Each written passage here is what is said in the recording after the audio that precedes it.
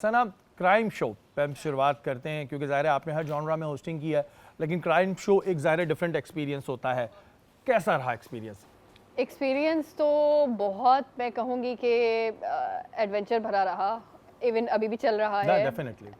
Some time क्या हुआ कि बिकॉज आप बहुत सीनियर हैं इस फील्ड में, आपको बहुत सारी चीज़ें, जब आप नए आए होंगे तो आपने भी बहुत सारी गलतियाँ भी की होंगी। बिल्कुल। एक बार ये हुआ कि आई वॉज नॉट, मुझे लगा कि इतना कोई रियल किसी पर कोई हमला नहीं हो सकता, ये शायद ऐसा होता होगा कि कोई फेक हमले करवाते होंगे या ऐसा कुछ। जब खुद पे बीतती है तो इंसान को समझ आता है ये सब रियल होता है। जब हम देखते हैं ना तो लोगों को अभी भी ये लगता है कि हम जो कर रहे होते हैं शायद वो स्क्रिप्टेड है। हाँ। शायद हम पे हमला नहीं होता, हम सुपरमैन हैं। हम सुपरमैन।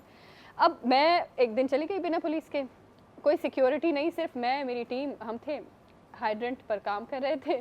तो जब मैं गई तो आई वॉज शॉक्ड कि मेरी फ़्लाइट थी इस्लामाबाद से और मैं कराची पहुंची और मैं सुबह 8 बजे आई हूँ और मैं 1 बजे के टाइम पर रेडियो के फील्ड में निकल गई थी। सो आपको पता है इंसान थका हुआ होता है ट्रैवल से आकर।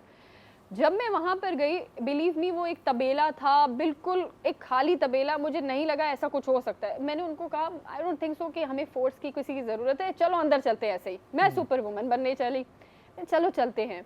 एंड देन हुआ ये कि हम अंदर तो गए, 2 लोग थे और बिलीव मी जब हमने वो इतना बड़ा इलीगल हाइड्रेंट देखा, वो 2 से 200 हो गए थे। बिल्कुल। एंड वहाँ पर जो बाहर कोई मोची बैठा हुआ था, मुर्गी वाला बैठा हुआ था, वो सारे इन्हीं के लोग थे। मॉब बना के आ गया। बिल्कुल। जब वो पहली बार मेरे ऊपर इतना बड़ा कोई हमला हुआ कि मुझे अपने आप को गाड़ी में बंद करना पड़ा, दैट वॉज द मोमेंट के मुझे उस वक्त समझ आया कि ओ माई गॉड, कुछ स्क्रिप्टेड नहीं है, कभी भी कुछ भी किसी भी वक्त हो सकता है। So be ready for it. Definitely. और ये एक ज़ाहिर एक बड़ा जिसे कहते हैं एक्सपीरियंस होता है। ज़ाहिर अब तो माशाल्लाह आप कर रही हैं, लेकिन जब कोई भी चीज़ लाइफ में फर्स्ट टाइम होती है तो बंदा कहता है कि यार बड़ा प्रॉब्लम होती है। तो सर, घर वालों की तरफ से कभी इस बारे में नहीं हुआ कि ठीक है और शोज़ की हद तक तो ठीक था, लेकिन भाई ये क्राइम शो क्या कर रही हो कि भाई तुम्हारी दुश्मनियाँ हो जाएंगी, अभी तो तुम्हारी शादी भी नहीं हुई है, तो ये मसाइल का सामना तो नहीं हुआ कि घर वालों ने कहा कि भाई क्या ये क्राइम शो क्यों कर रही हो? अच्छा, मैं आपको बताऊं शहरी विल बी शॉक, मेरे जो अब्बा है ना, हमारे पूरे ख़ानदान के अंदर मैं पहली हूँ जिसने मीडिया फील्ड जो है वो उसमें आई है। मेरी बहनें आज तक किसी एक की तस्वीर सोशल मीडिया पर भी नहीं है। इवन मेरे पूरे ख़ानदान में से किसी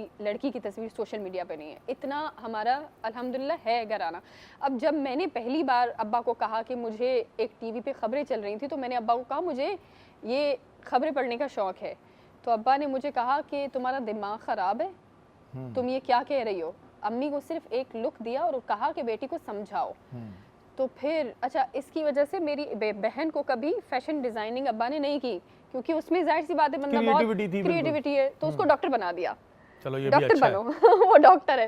तो मैंने एक ऐसी फील्ड ली जिस पे शुरू में अब्बा ने बड़ा थोड़ा वो किया, लेकिन फिर अब्बा बेटियों से, कहते हैं ना बाप बेटियों से सबसे ज़्यादा मोहब्बत करता है, लाडली होती हैं, तो बहुत बेटियां लाडली होती है और अब्बा बड़े मुझसे प्यार करते हैं। तो उन्होंने शुरू से थोड़ी अपब्रिंगिंग ऐसे की है, क्योंकि मेरा कोई भाई नहीं है, तो शुरू से मेरी जो अपब्रिंगिंग है थोड़ी ऐसी है कि अब्बा ने कहा कि ये मेरा बेटा है, ये मेरा बेटा है।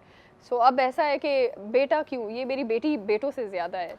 तो फिर कभी जब ये क्राइम शो किया तो अबू या अम्मी परेशान हुई? क्योंकि होते हैं ना परेशान घर वाले। जब मुझे याद है मैंने शुरू में किया था, दैट वाज 2009, तो बड़ा परेशान होते थे घर वाले कि यार ये क्या कर रहा है। अब तो खैर है। तो आपको मेरी बहन है सोनिया, वो मुझे, मतलब वो मेरे लिए, मैं कहती हूँ कि वो ना हर चीज़ में मेरा साथ देती है। इवन मेरी क्राइम पार्टनर भी, वो मेरा हर जगह पे साथ दे। अब्बा को मनाने में, अब्बा ने कहा कि ये नहीं करेगी क्राइम शो, स्टूडियो तक ठीक था, बाहर मत निकलो। उसने कहा, अब्बा ने कहा आप स्टूडियो में बैठो, एसी में बैठ के मेरी बेटी इतना अच्छा शो करती है, 1 घंटे का शो करती है, फ्री हो जाती है। अब कहाँ वो सुबह से निकल रही है, वापस आने का कोई टाइम नहीं होता हमारी फील्ड में। कभी आपको, आप किस जगह जा रहे हो, कभी कहाँ कैसे लोग मिल रहे हैं आपको, कोई भी कुछ भी कभी भी कर सकते हैं। अब्बा ने कहा मत जाओ और सोचो तुम्हारी ब्यूटी खराब हो जाएगी। अब्बा ने ये भी कहा, लड़कियों के ये बड़े मसाइल होते हैं। धूप में चलना इट्स जाहिर है, हमारी तो हो गई जो होनी थी, इट्स नॉट इजी धूप में चलना। तो फिर खैर बहुत हुआ, लेकिन अब्बा ने कहा कि जिसको अल्लाह रखे उसको कौन चखे। माँ की दुआ होनी चाहिए जी, जिसको अल्लाह रखे उसे कौन चखे। लेकिन अंकल बड़ा अच्छा काम कर रही हैं आपकी बेटी माशाल्लाह, और बड़ी खुशी होती है हमें। हम देखते हैं कि जब इस तरह और भी जो लोग आगे आ रहे हैं, बहुत ज़बरदस्त काम कर रही हैं और आपको बिल्कुल इन पे फ़ख्र होगा।